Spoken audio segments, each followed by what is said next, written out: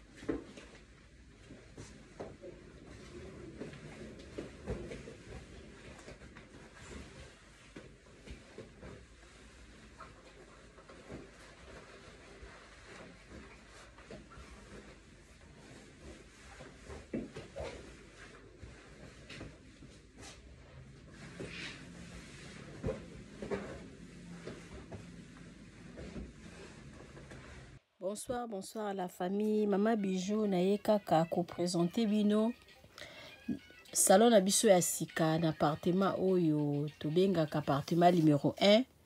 Bandeko oyo bosi bokende kuna bovanda kuna. En tout cas to saleli bino surprise, to changer les bino bakiti normal, ba divan to changer pe sala manger. Et pas la mission de musala, donc musala ezokende nango malamu. Mama Nadine umela otala salon na biso ndenge to changer bakiti, to changer les bino pe sala manger. Ndako bozomona ezali chambre salon cuisine. Et comme pe 2 chambres salon cuisine. Benga ngai osala réservation ya appartement numéro 1 au Kozala jamais d'ici. Merci.